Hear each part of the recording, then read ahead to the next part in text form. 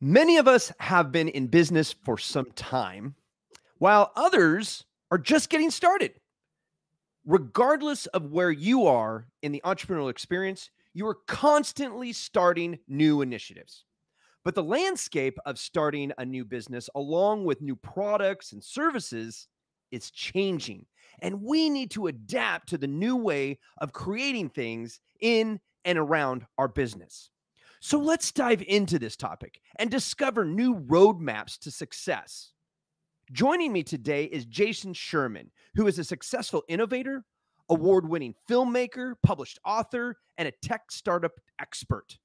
He has been featured on Wall Street Journal, USA Today, The Verge, and ABC News. Jason, welcome to the show.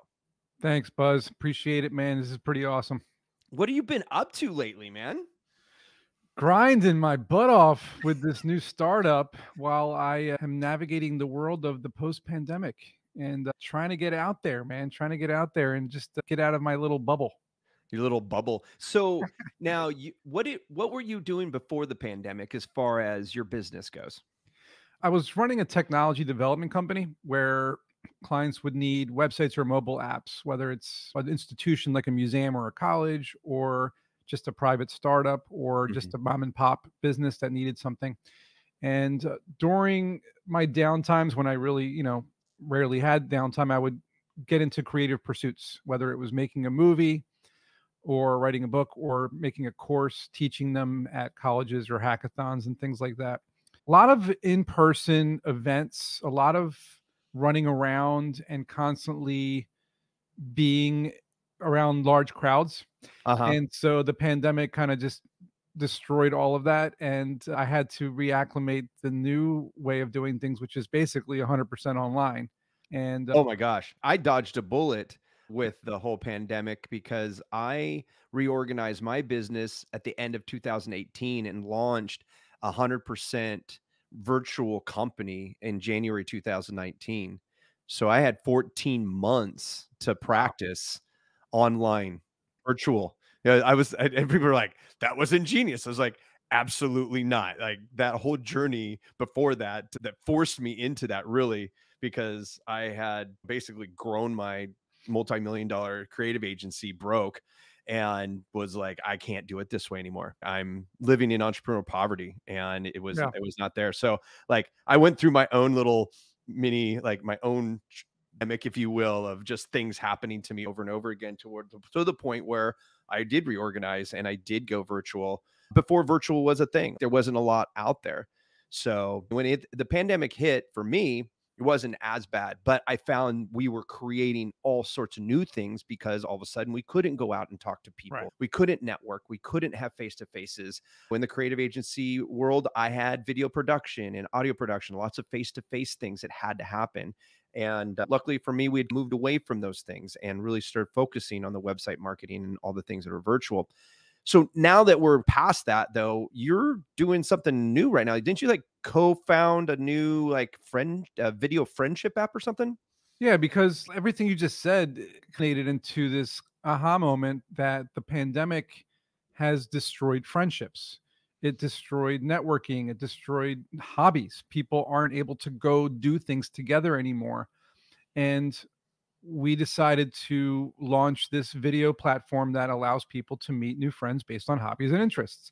Oh, nice. To kind of spark back that whole human interaction that we're missing.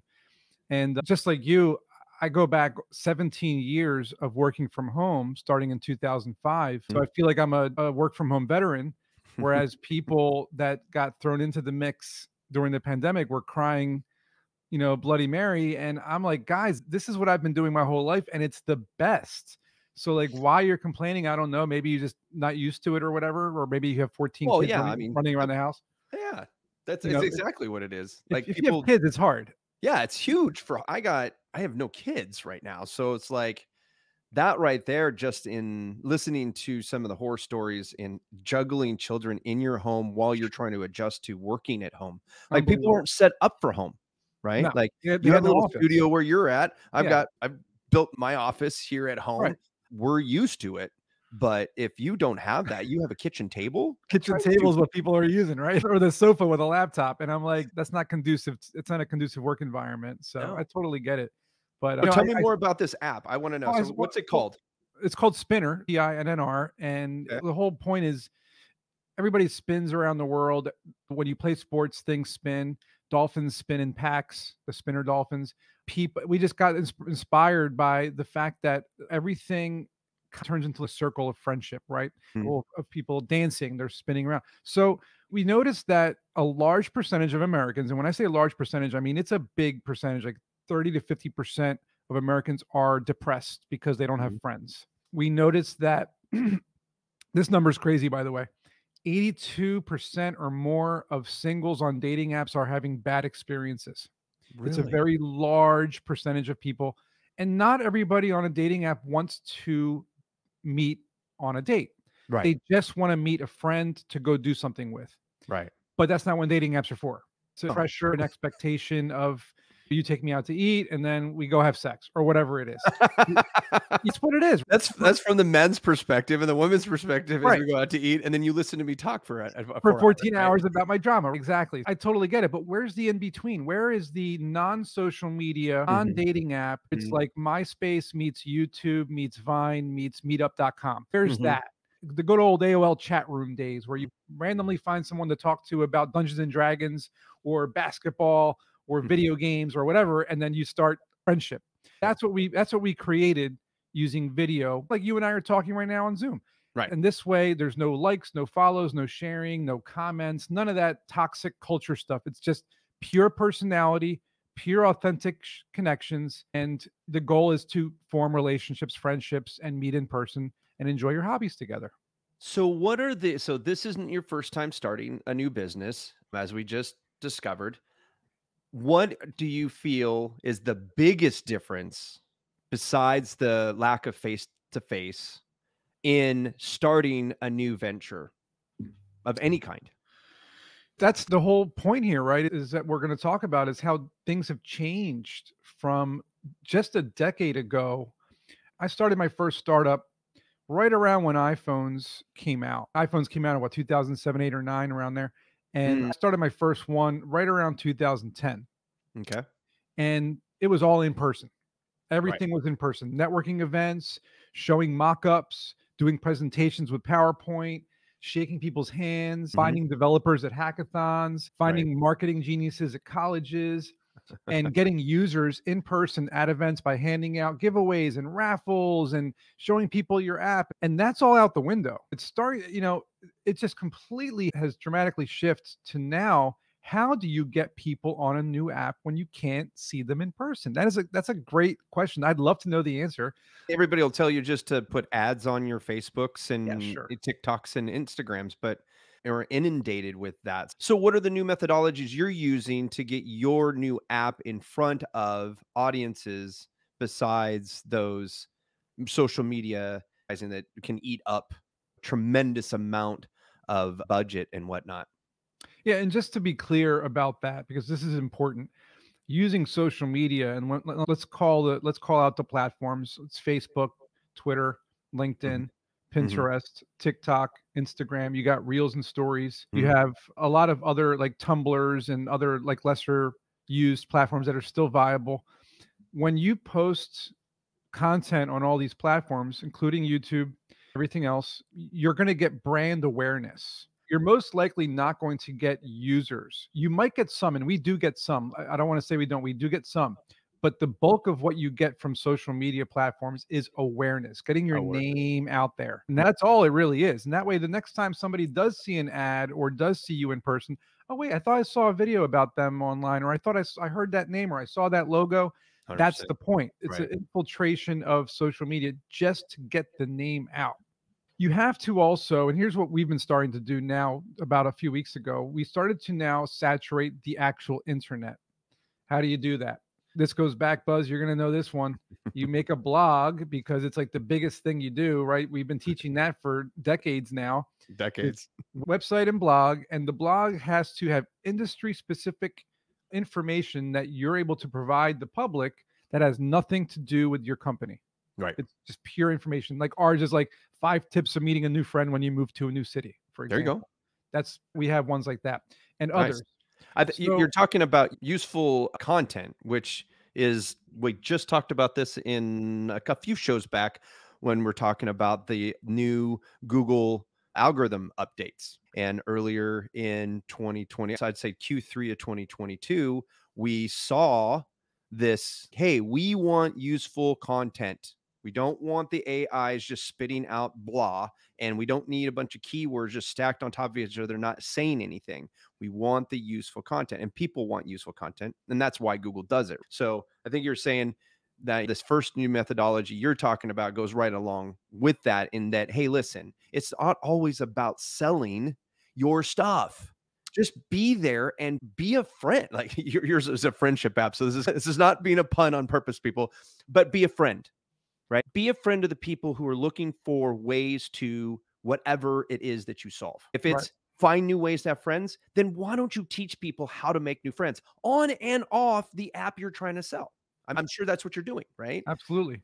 But for other businesses that are listening who don't have apps, it could be the service that you're providing, right? Talk to people You about could how have they can self-help. let's give an example. So like you could be a company that sells survival tools, axe, Mhm. fire, making things, tents or whatever, and you don't really talk about the things that you sell on your website, right?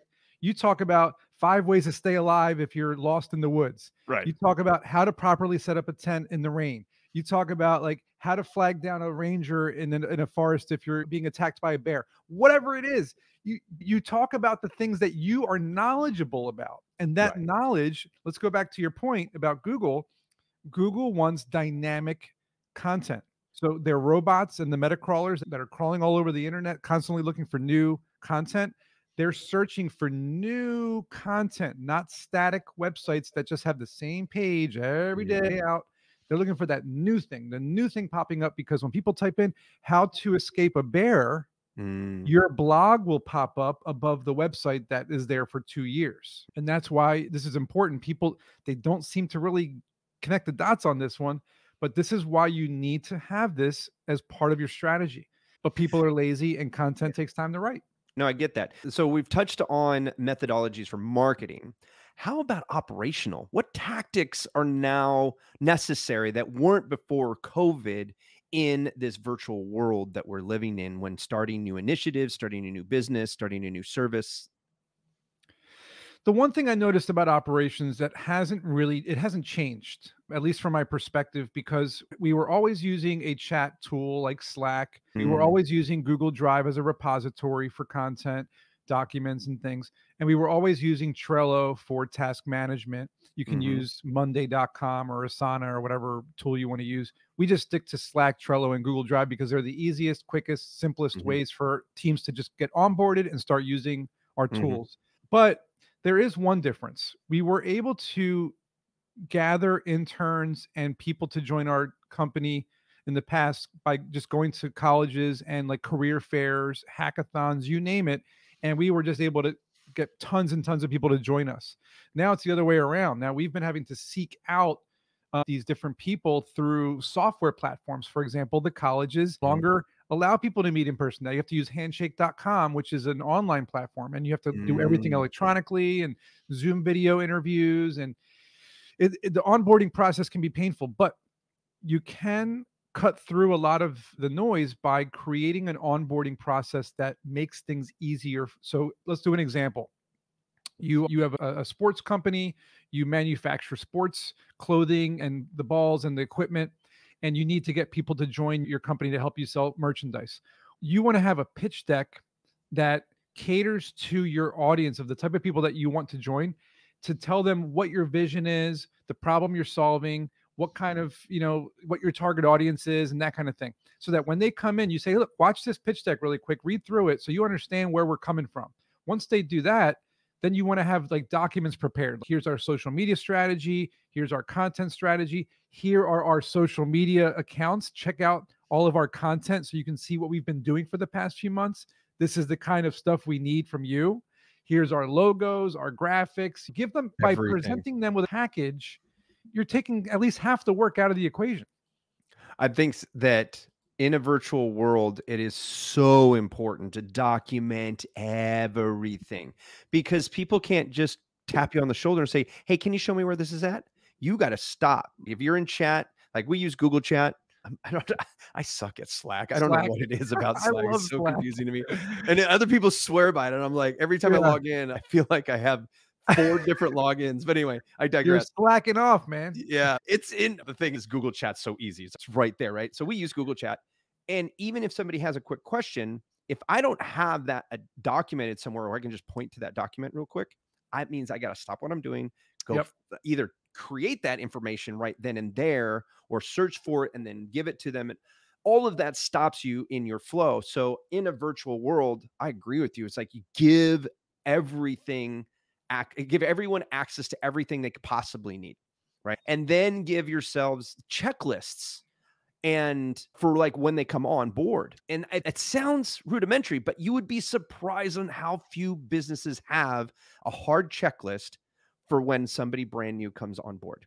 Absolutely. An You know, onboarding package. an onboarding package seems so simple, but even then, we used to do it in the creative agency world where we had people walk through. So they had a checklist, but Right. not everything was written down.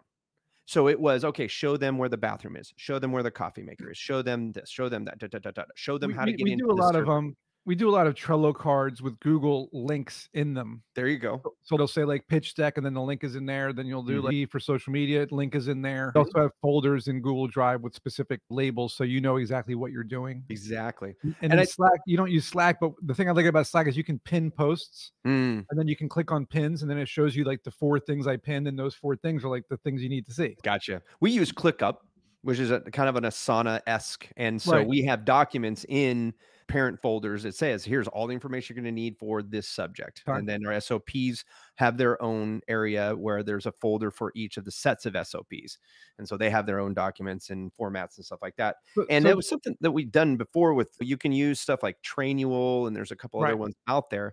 And they're great, especially for knowledge libraries. And I think that's the thing. Like we've been in the information age since I would probably say 1999, 2000. Like that was the explosion of it. In .com. 2005, I think it really got going. But it's taken us another 15 years for a lot of us to get spun up into the information age and how to actually utilize all these tools to pass information in an on-demand way, in an organized on-demand way. Buzz, I'm gonna I'm gonna say the culprit is overload because of you're saying it took us time to get spun up into what? Thousands of platforms, thousands of softwares and hardwares, changes in now we carry these Star Trek things in our hands and Right? satellites and internet and everything's fast and social media. Everything was changing so quickly that people just got brain overload and I don't know what to use and which one's better. There's 17 different task management. Mhm. One thing is clear. If you want to successfully run a startup in this day and age, you need to do 3 things before you start bringing people on is have an onboarding package, make sure it is well organized, and make sure you have all of your documentation ready for people to see. It's just those 3 basic things. If you can do those 3 basic things, you're going to save so much time. That's awesome. So let's take it another step further. We've got our team on board, the whole 9 yards, and now we're ready to start. Maybe we're starting a new business with this new team. Maybe we're starting a new product or an initiative with an existing business. What's the one piece of advice you could give the entrepreneur, the leader, where the buck stops here? What advice would you give them when starting something new in their business? I've gotten this advice from billionaires, so I'm going to say that Ooh, everybody tune in, tune in. Here we go. Lean in. this is a good one. I've actually done elevator pitches with billionaires in the past, and the biggest piece of advice that I've been told, and you've probably heard this before, is to truly find a pain point in the world that you can solve. People forget that. They rather say, "Oh, I'm going to make a new Instagram, or I'm going to make a new Facebook, or I'm going to make this product that is already out in the market, but it's better." Building a better mousetrap is always a good idea, but what is more innovative? What are the companies out there that have really changed and disrupted an industry? One of the things you need to do when you find the pain point is this is the piece of advice that I got. It's part of it is you find an overlooked industry. For Mhm. example, Spinner is this is a great example. How many dating apps are there, Buzz? I have no idea. I haven't dated in a half a decade. Oh, there's No like no, but yeah, idea. but Back just in the day, there was only 3 main ones, and there was probably a handful of other ones that were specialty, datingfarmers.com and stuff like that. no, It was but like there even was like being not 3 in of the them. dating market, there's now 300 dating apps or 3,000 dating apps. It's just I could list out names and names of lists of them. You know, Jeez, how many friendship platforms are there that I I can't don't think know of. any. Like, you're the There's first friendship, like, truly friendship. I think Bumble was probably the closest to one back when I was even and they're a dating app. and they're still a dating app, but I You found that more people found friends on Bumble than any other dating app. But again, there's that pressure. So again, we feel like the overlooked, and this is an example for anyone listening, Right. the overlooked industry, in our opinion, Mhm. was friendship because dating is so emphasized. And meetup.com does group events, and YouTube is video, Talk is video, and Instagram is all about people you already know, Facebook is Mhm. people you already know, et cetera, et cetera, et cetera. You meet new people. That's the pain point we're trying to solve. Your pain point will be something similar. What can you see in the world that is being overlooked that has not been fixed in 20 years? Right. That's the problem you got to solve. Okay, so we've identified that we're solving the problem of an underserved problem or an overlooked part of the in an industry, that whole 9 yards. Yep. In 20 coming into 2023, what do we have to pay attention to in starting these new initiatives that we didn't have to just a couple years ago? There are emerging technologies that have been coming up fast that you should pay attention to. Of course, Web3 is right around the corner, right? We have a lot of the blockchain and NFT and VR, AR technologies that are starting to really pop up. I know that the word metaverse has weird connotations because meta is tanking, but we do have to kind of think about how much money is being poured into these industries by hedge funds, investment companies, VCs, billions and billions of dollars. While we're talking and people have their heads down, these companies are building the next evolution of the internet. It's going to have artificial intelligence, machine learning. Your idea might be breakthrough, but if you don't forward think 5 to 10 years in the future, by the time you build your product, you might already be obsolete, or some other company might be doing something way better than you are. So you have to forward think 5 to 10 years ahead of time. So if you're building either a product or a service or an app that has a specific value to it, what could you see 5 years from now that value becoming that people might need? And just think about that, because if you don't, you're going to be left behind. We're doing it. We built a video platform for friends and hobbies, but we're already starting to look at artificial intelligence matching algorithms. We're starting to look at machine learning matching. We're starting to look at forward thinking, like how can we make this better in the future by incorporating group aspects and more correlation with matching with events using artificial intelligence and meeting in the metaverse. We already bought land in the sandbox, for example, to host virtual events where you can learn things. We can do a sewing class or pickleball, or you can learn a new language, all through meeting in the metaverse. Think about that kind of stuff because it's going to happen. It's inevitable. We can't stop it. The bomb already went off. The metaverse is already out there. Everyone's just concerned because we're in a bear market right now. We're heading into a recession and everything's tanking. But what happens when you get out of that in 2024, 25, 26? What's going to happen? It's going to be an explosion. So ride the wave, man. Ride the wave. And there you go. Beautiful.